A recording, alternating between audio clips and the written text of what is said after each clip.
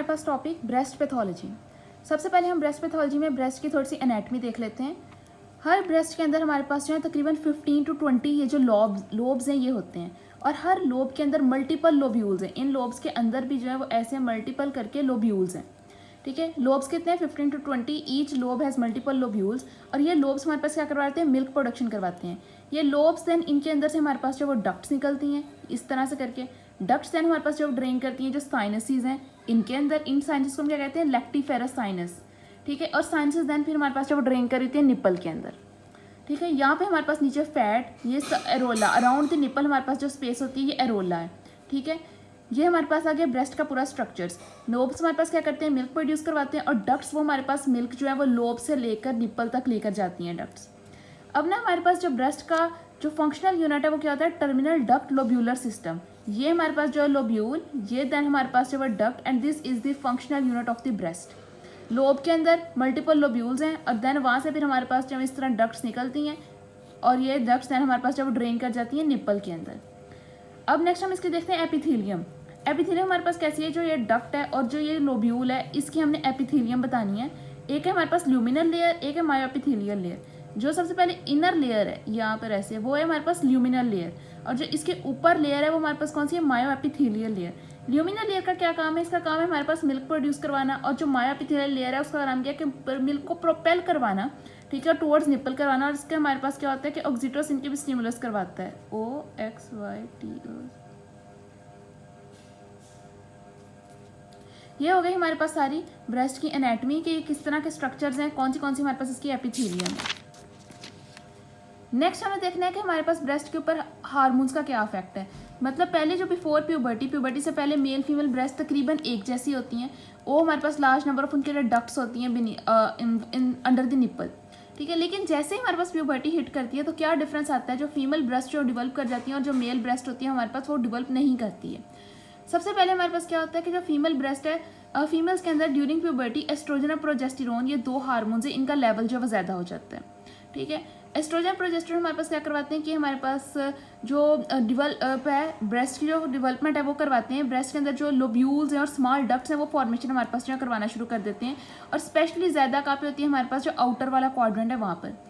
ये आ गई हमारे पास प्यूबर्टी में चेंजेस। ड्यूरिंग मेंस्ट्रुअल साइकिल भी हमारे पास जो ब्रेस्ट में चेंज आती है, क्योंकि तब भी एस्ट्रोजन प्रोजेस्टेरोन दोनों हार्मोन्स के अंदर हमारे पास चेंजेस आ रही होती हैं, और पेशेंट अक्सर जो है टेंडरनेस की कंप्लेन करता है। देन प्रेगनेंसी के वक्त क्या होता है कि प्रेगनेंसी के वक्त भी प्रोजेस्टेरोन ज़्यादा हो रहा है तो हाइपरप्लेजिया हो जाएगा, ब्रेस्ट साइज इंक्रीज होगा। लेकिन मीनोपॉज जब हमारे पास जो है वो मेंस्ट्रुएशन खत्म हो जाती है और मीनोपॉज आता है, तब क्या होता है? हार्मोन्स का इफेक्ट था जिसकी वजह से ब्रेस्ट का साइज बड़ा हो रहा था, वही हार्मोन्स अब मीनोपॉज में जब वो कम हो गए तो एज अ रिजल्ट ब्रेस्ट का साइज रिड्यूस कर जाएगा, ब्रेस्ट में एट्रोफी हो जाएगी। ठीक है, ये आ गया। अब नेक्स्ट हम देख लेते हैं इसके अंदर दो पैथोलॉजिकल कंडीशंस हैं। एक आती है ग्लैक्टोरिया। ग्लैक्टोरिया क्या होता है? हमारे पास नॉर्मल तो मिल्क प्रोड्यूस होता है हमारे पास लैक्टेशन के प्रोसेस के थ्रू। कोई भी सक्रीशन जो हमारे निप्पल से आए आउट ऑफ लैक्टेशन नहीं हो रही, वो आउट ऑफ लैक्टेशन हमारे पास कोई भी सक्रीशन हो रही है तो हम कहते हैं ग्लैक्टोरिया। कॉज हमारे पास क्या हो सकता है? निप्पल की स्टिमुलेशन। नॉर्मली हमारे पास मिल्क प्रोडक्शन तब होती है जब हमारे पास एक तो निप्पल की स्टिमुलेशन होगी सकलिंग एक्शन के थ्रू हमारे पास, तो अब हमारे पास निप्पल की प्रोडक्शन फिजियोलॉजिकली हमारे पास हो जा रही है। फॉर एग्जांपल इल फिटिंग आपके ड्रेस में जैसे अंडर गारमेंट्स ब्रा वगैरह, तो तब हमारे पास निप्पल की स्टिमुलेशन होती है। या प्रोलैक्टिनोमा, कोई ट्यूमर हो गया हमारे पास, जो प्रोलैक्टिन जो हमारे पास है वहाँ से जो मिल्क प्रोड्यूस करवाता है उसके अंदर हमारे पास हार्मोन के जो प्रोड्यूसिंग ग्लैंड्स पर कोई ट्यूमर हो गया।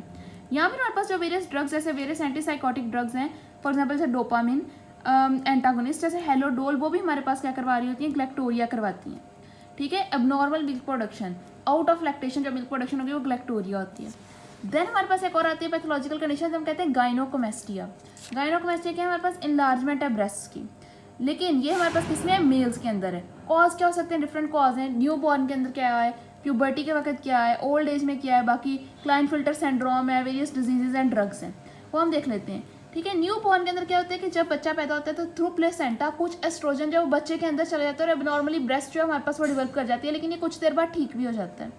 ओल्ड एज में क्या है? ओल्ड एज के अंदर एक तो हमारे पास मेल्स के अंदर हार्मोन जो टेस्टोस्टेरोन है वो कम हो रहा होता है, दूसरा एबनॉर्मल फैट की जो हमारे पास डिस्ट्रीब्यूशन है वो होती है, इसकी वजह से हमारे पास गाइनोकोमेस्टिया हो जाता है। प्यूबर्टी में क्या है, प्यूबर्टी में हमारे पास जो है लेवल ऑफ हार्मोन बहुत ज़्यादा जो है वो राइज कर रहे थे, तो कुछ एंड्रोजन्स जो है वो एस्ट्रोजन में कन्वर्ट हो जाते हैं थ्रू अरोमाटेज एंजाइम के जरिए, तो देन हमारे पास जो है वो गायनोकोमेस्टी हो जाता है। वेरियस ड्रग जैसे कि स्पाइरोनोलैक्टोन है, कीटोकोनाजोल एंटी फंगल ड्रग है, सेमिटोडीन, H2 हमारे पास रिसेप्टर ब्लॉकर है, ये भी हमारे पास जो है गायनोकोमेस्टिया करवाती हैं। यहाँ लीवर के अंदर सिरोसिस हो जाती है।